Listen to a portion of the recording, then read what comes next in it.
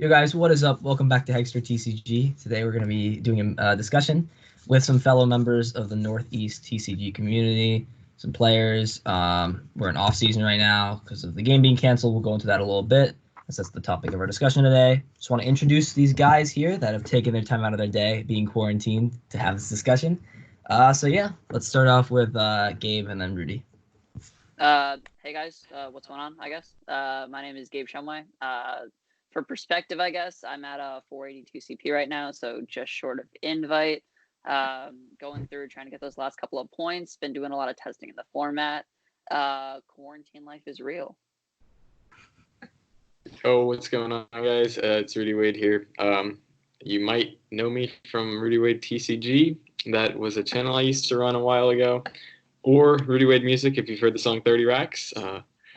But yeah, I have 544 CP right now, so I do have my invite. Well, I might have it even if they lower the CP anyways. But I do have it as of right now, and I have day 2 regionals this season. Perfect. Thank you, guys. So I think the main discussion, if you've got the hint of it so far, is that we're going to be talking about the coronavirus and how it's affected the season. Pokemon released a statement last week. I think it was either on Monday or Tuesday, explaining something that we thought was going to happen, that the season is postponed until May 14th. So that means no sanctioned events can be run and points cannot be received during that time. So all regionals are canceled. So I think every regionals, including Albany, which is unfortunate, but Albany was canceled, are canceled indefinitely.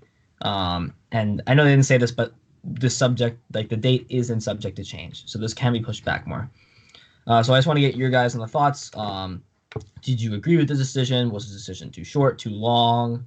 And what do you guys think is going to be the aftermath of this? I actually have a lot to say about this. Okay, so I was one of the players who was going to be going to Toronto. I was actually driving there when it got canceled. So I do think they jumped the gun on that one a lot, canceling the event the day before it was going to happen.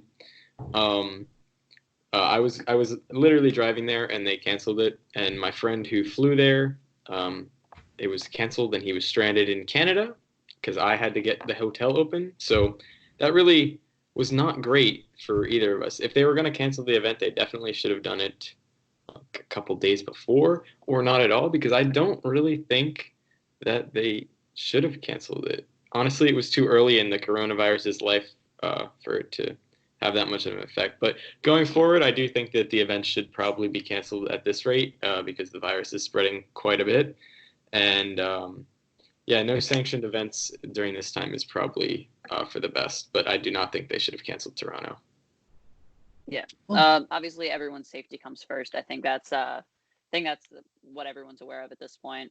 When it comes to Toronto, I canceled about I think 3 or 4 days before the actual event.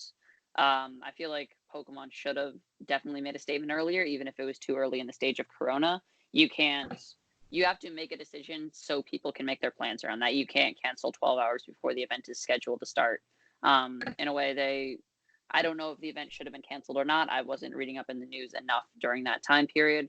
But all I can say is that if they were going to cancel it, I think it definitely should have been done beforehand.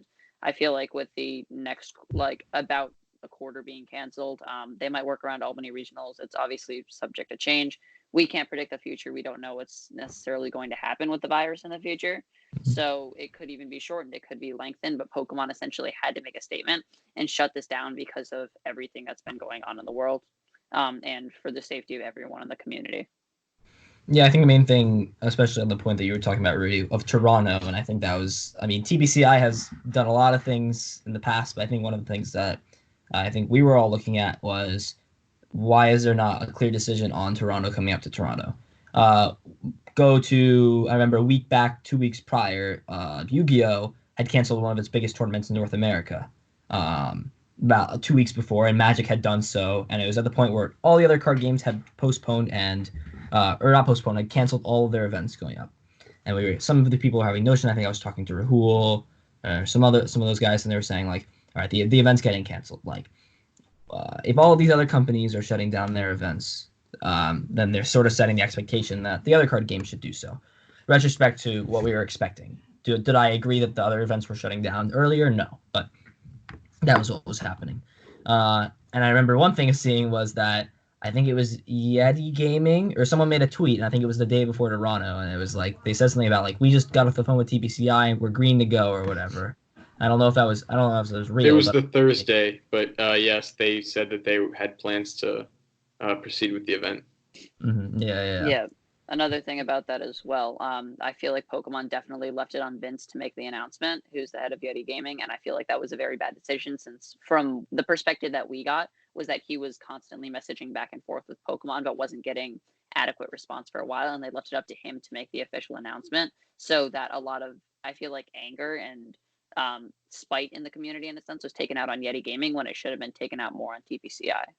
And I also think that when Canada released its announcement that they advised heavily against 250 plus gatherings, that kind of had the community put Yeti Gaming on blast, which I think they probably would have run the event if they didn't receive so much backlash from the community. But I think the community did play a big role in shutting down the event, which I think was extremely unnecessary because a lot of people spent a lot of money trying to go. So I think that yeah, I was was going to really. bring up that point that you said about that announcement on that morning. I remember looking at the news and seeing that announcement and being like, this might be the nail in the coffin. I didn't know if it was going to be because of that, but when I saw that announcement, I was like, I was skeptical for people who were driving up there, and I was worried that like you and others who were driving up there would get held. I think the main concern, I was considering going. Actually, we were going to carpool with Gabe, and my parents' concern, despite the fact that they weren't going to be there, was that fear again of what happens if the border closes. I mean, look at it in a scenario now. I mean, our U.S. border is closed right now. Think about a scenario where that happened like 3 weeks earlier than what happened. Back during Toronto, the only border that would have been closed during that time was Canada, if you were following it. Canada's border was debating on closing at that time, and they were having like a vote and stuff, but that would have stopped us from getting into Canada, but not exiting. So we would have been able to exit completely fine at that exact moment in time. Yeah. Again, that's always a fear though, is like with this pandemic sort of spreading and going around, like what is besides going and competing and working and doing what you got to do with these events of like what are the other side potential things besides getting the virus, so to say. And I think again that sort of segues into my next point of the virus itself, right? So we have this virus that it's affecting a lot of people. But especially when you look at the target that it's affecting, it's definitely towards a lot of older people, which when we're looking at the demographic of people who play this game, it's usually people who are younger, so to say, despite if they have immune system problems or whatever, but you're generally dealing with people who are less at risk to the virus than other people there. Do you think that had any decision or weight into Pokemon not suspending events as late as they did? Well, I think that they definitely, a lot of the players who were going to Toronto were mostly thinking about themselves and not at how they would spread the disease to others at that time. But because I certainly was, but after more thought went into it, I figured that it's probably for the best that they shut down these events so that people who are susceptible to it can't, receive it, because us young people who would bring the disease around would spread it to the older people. So it's just not a great thing to be running many events right now. Yeah, my biggest concern in going to Toronto at all was worried about like spreading it to my loved ones in a sense and just spreading it around to the community. You don't want to be a carrier of the virus just as much as you don't want to get the virus. But the one thing too is it's not necessarily the virus itself is more deadly and takes more effect on older people or people with weak immune systems. But actually, the largest population of people that are getting it are like people in their 20s, people in their early 30s, late teens, is the biggest population of people who actually get the virus in the first place. Well, that's because those are the people who are more like out and about. Yeah. Rather than the people. Yeah. Mm-hmm. Yeah, I definitely think that that was a main concern for me when my parents brought it up, where I think that was one thing that I said to them, like, oh, I'm not at risk to this. I'm not going to die from the coronavirus. But then Mom was like, well, think about your grandparents. And I think it is definitely good to look at perspective and see it from other people's shoes of, if you are older at this time, this is a scary time. I mean, there's something around that's more susceptible to you than the others. And I think that was definitely the right move. The painful move, obviously, I was definitely upset when I wasn't able to go to Toronto. But I do think canceling Toronto was the wrong call. I think they should have ran the event. However, I think everything after that should have been canceled. Sure, yeah. Definitely, I think at the point we're at now, looking at the present, that it is a good event. It is a good thing that the events are canceled. Hence, everyone is quarantined, and it would be very strange if people came out of quarantine just to play cards, I think. As much as we love to do that. Anyhow, next thing we're going to go to is sort of, we've looked at the past a little bit. We've looked at the present, so to say, of how the virus is affecting the games. Obviously, all events are suspended for right now, but I want to take a good look at what happens May 14th, post May 14th. So the first thing we'll go into is, do you guys think that play will resume May 14th, or do you guys think that it will start earlier, later? What do you guys think? I mean, it's really impossible to predict the future of the virus. It's something that I feel like Pokemon and just the community in general is going to have to play by ear. I mean, we're in May, right? Or we're in March right now, sorry. And it's not going to happen until May. You know, like we have no way to predict how the virus will take effect over the next 7 or so weeks. And I mean, the news is taking its effect on the virus. People are taking their effect on the virus. We really have no way to predict it for sure. So we don't necessarily know if it's going to resume May 14th. It may resume earlier, may resume later. There's really no way of knowing, and I don't think there's a way to get an accurate prediction now. Maybe in a few weeks that'll be changed, but for now, I don't think there's a way to accurately predict it. I definitely think that May 14th is not going. It's not going to happen. It's definitely going to be a little bit longer than that. And Worlds, I think, might end up being canceled, as much as it pains me to say, because I worked really hard to get my Worlds invite. But I do think that Worlds will be canceled because it does take a lot longer than people are predicting to create a vaccine for something like this. So there's no way to really stop it for a while. Yeah, you bring up an interesting point there of, I guess, how that affects the CP and how that affects World Championships. I know for all of us, I'm at 389, so I'm almost at that 400. We're all basically 400 plus, essentially, on points, really close to the finish line. Gabe is, 18 points away from his invite. Rudy has his, and I'm close and have still a lot of open finishes left for me to compete and place points for. And we all worked really hard this season. I know you guys have grinded a lot earlier. I grinded last quarter a lot. And yeah, I think, again, that point comes down to two scenarios of what's going to happen with the work that we did. So just off the top of my bat, I have two scenarios, which one that Rudy said is Worlds gets canceled or postponed to a later date. And then the second option of somehow we find a way through quarantining or whatever to get through this virus quickly, and we are able to have a Worlds, but at a reduced CP amount, obviously, as we should have some compensation, at least in my belief, for the quotas that are missing. Out of these two, which one do you guys think is more likely? If so, and expand on that a little bit if you guys could. Well, I saw a comment from Luke Morsaw on a particular thread that was dealing with similar circumstances, and he said that what he believes is that you should get +5 CP for every finish that you have that awards points, which is what I agree with. I think that would kind of compensate, because a CP reduction would kind of like they set the bar at the beginning of the season for how much CP you need, and if they were going to reduce that to a lower number, the people who just got all this CP would have been like, what? Like, what did I do this for? But if you're adding points to people who can no longer compete in these events just by 5 points to every finish is not like a crazy amount, but it could definitely push somebody who is pretty close over the edge. Like Gabe, for example, that would get him his invite, but I don't know if that would get you your invite. I'd be close. I have 6 cups, 8 challenges and regionals, so that would be 40, 70. I'd be about 75, so I'd be close, and I still have 2 open finishes. So if play resumed, I'd be able to get it. Yeah, I think that if play resumes May 14th, his idea is very good. To add +5 CP for every spot that it has a finish. And also that if it doesn't, then I don't know what we would do if Worlds got canceled. We'd probably get like the promos and compensation and stuff, but they'd have to just tell us to take a hike. You know what I'm saying? Like, we'd probably get, like, the Champions Festival and stuff, but there would be no event. But I think if play resumes May 14th, players who do not have an invite should get, like, 5 CP towards the invite per every finish they have. Yeah, I like that idea, something along the lines of that, with like 5 for challenges or 10 for cups or something like that in retrospect to the events. Definitely sounds good. Gabe, what are your thoughts on this? Yeah, so there's a lot of different routes they could go down with this. There's something like reducing the amount of CP in the first place, which is something that people mentioned, down to 450 or 400.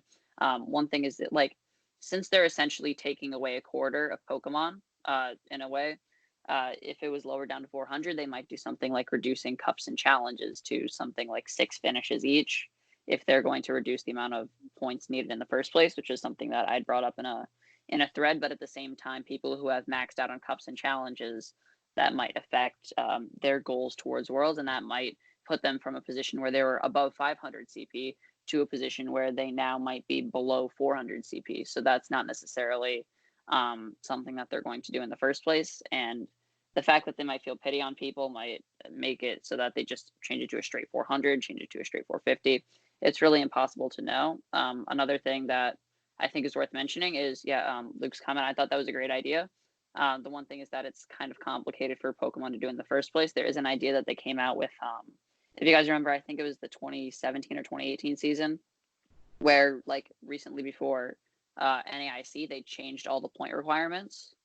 I believe it was 3 or so years ago, where they essentially changed it to, like, a cup win is 55, a cup second is 45, and I believe challenges were, I don't think they got pushed up to 20, but I believe it was still 15, where they basically, instead of adding something like 5 points to each finish that you already had, they added points and restructured the amounts of points that you get for each finish in the first place. Yeah, that so sounds it's not good. specific to the person. Something like that they had done That's cool. years I like ago, that. I think is a possible solution. That sounds much more effective, I think, than like reducing CP and stuff. I don't think they have to do that. Yeah. That's perfect. It rewards the player who had those finishes, who had those first 2 cups, who had those good finishes at regionals and at local. They also did put out, Play Pokemon also put out the tweet a week ago or so that said, we're currently evaluating how championship point qualifications may affect stipends, travel awards, and invitations. There will be no stipend for NAIC. There's not a chance. There's not a chance. Those are the April. It's April 28th. They might give it to, like, overall or something, or from a previous season or quarter, but I don't think that there's going to be a stipend based on quarter 3 at all. No, there will be no stipend. I mean, I was in the race there for a little bit, but now that it's cut off, I am no longer in the race. I think I was at one point, and then with Toronto getting canceled, I was like, yeah, I was only in the race quarter 1. Quarter 1. Imagine playing quarter 1. Yeah, I did that. Yeah. So definitely to talk on what you guys did. I am under the skepticism that I think the season is kind of done. I think that at the end of the day, it comes down to what compensation we get to a point. Because again, TPCI has been up sometimes, and they're all over the place sometimes. As much as I love TPCI, they're wacky sometimes. I see 2 scenarios, or I see multiple scenarios. I see a scenario where it's the bar minimum, where they're like, I'm sorry, guys, this happened. We're going to try to pick this up next season. I see a scenario where they're very compensating, and they're willing to talk with London and talk with the vendors there and get that date either moved or pushed back. As again, we have sort of the structured, I mean, quarter 1 technically starts during the time of Worlds. You can get CP before Worlds, or right after internationals. Quarter 1 technically starts, so there is a little bit of buffer time, where in a scenario, let's say, where people are allowed to go to events in July, something like that, right? People are allowed to go to events in July. Obviously, there's not going to be enough time for Worlds. Worlds gets canceled in that case, right? Where there's usually less events by the time of Worlds in that July, August, and they pick up in September with the events. The regionals start happening and stuff like that, where they could reschedule something or push something back. And I see a scenario where Rudy was talking about where we at least get some compensation, right? So if you were top 16 at the time of that, you would get the cash award that you would get to travel the Worlds, right? You would still get the, whatever I think it is. If it's like 5,000 or 10,000 or whatever for being top 16 in your region, I think you should still get that money for being there and working that hard. Sort of like what they could say is the thing that's stupid, they restructured this season to be like, we're allowing guys to play at different times of the quarter. You don't have to grind every quarter. You can grind second quarter. I didn't play quarter one, so I grinded second quarter and got 6 cup. I got 5 cup finishes in quarter two. They allow you to grind at different times or different quarters, and that kind of backfired in the case of this because I was going for my invite knowing that I would get to play that last quarter in these last 2 quarters because these were important for me. But in this case, it wasn't. So they could see that as, oh, if you didn't get your invite by now, we're this close to the season, you kind of just in a way, their kindness kind of backfired, and at this point, there's no like real fair way to solve this for everyone involved. Like, there's going to be a party that's upset or doesn't support the decision that Pokemon made, and that's just kind of what people have to accept at this point. Yeah, rightfully so. And I think if Worlds does end up being canceled, I probably think everybody who qualified would get some cash award plus Champions Festival promo, and the top 16 would get different promos. And the promo might say like coronavirus on it or something. Wish, dude, I would buy one of those. You can't have festivals when coronavirus is going around. Corona Festival. Corona Festival, perfect. Corona Impact. Corona Impact 160, you cannot attack Full next gen. coronavirus. Oh. Yeah, very cool, very cool. So I think to sum up, there's a lot of uncertainty in this. This is definitely, I think, we'll look back at this. This is the first real thing, at least in my lifetime. I mean, Gabe is, I think, Rudy's a year older, I'm a year younger, and then Gabe is 2 years younger, I think. So we're all within, I think, 3 or 4 years of each other. But at least in my lifetime, I've never seen an event this crazy. I don't think any of us were born. We were all born after 9/11, so we didn't. This is something that we're going to be talking about for the rest of our lives. Like, yeah. Is that Rudy? You were born after 9/11, correct? Yeah. Yeah, bud. But like, this is definitely something that I've never experienced in my life, and this is definitely different and scary for me. As I don't know how it is for all of you guys for being just locked in your house, kind of, and not able to leave. I mean, so we don't really have a lot of as much experience, I guess, on these sort of pandemics, I guess, that other people do. But I think again, it's interesting to see. I've definitely heard different thoughts and different things from all of you guys that I have heard from people of other generations, from millennials and other stuff like that. So I think it's very interesting, obviously, to see. It impacts us a lot. Our schooling is different, and a lot of these things are different that maybe wouldn't impact other people as much. So yeah. Yeah, I'm not gonna have a graduation or a prom. Let's go. Yeah. In a way, Pokemon is the least of our concerns when it comes to the virus. It hurts basically everyone except sophomores, freshman experience, juniors for AP tests, SATs and stuff like that. Like my SATs got canceled in May, so like I don't know what's happening with the SATs. I just know there's one SAT left for people, at least in Massachusetts, where it's like in June or something, early June you can take it. Like early acceptance stuff. It's weird. Like May is the most popular usually. And I mean, for Rudy again, like graduation and stuff like that. I mean, this it sucks for anything. There's nothing good that comes out of this. But I don't know. Don't eat bat soup. Do not eat bat soup. Thank you, Mr. Wade. Well, I think that's gonna be it for the discussion. Thank you guys so much for watching. If you like this, leave a like, subscribe, comment. Before we go, any shout outs that you guys want to give? Shout out Rock Games LLC. They are a very good sponsor, very good team. You guys should definitely check out the Facebook page or the store out in Rochester, New York. Nice. Shout out to, like friends, family, anyone who helps me test, helps me go to events. Shout out to the Poke Rejects, which is my main testing group. We might post this on there. We're not quite sure yet. Ethan's also a member. We're trying to figure out some stuff with that. But yeah, you can go over, just search the Poke Rejects on YouTube, subscribe, hopefully you enjoy all the content that's coming out. Shout out 30 Racks. Shout out to 30 Racks. If you guys haven't, Rudy Wade actually produces music, so go check out his music on Spotify. I think it's on iTunes as well. Everything. Get this plays, get this guy some money. Let's do this. Thank you guys so much for watching. Have a nice day. Stay safe.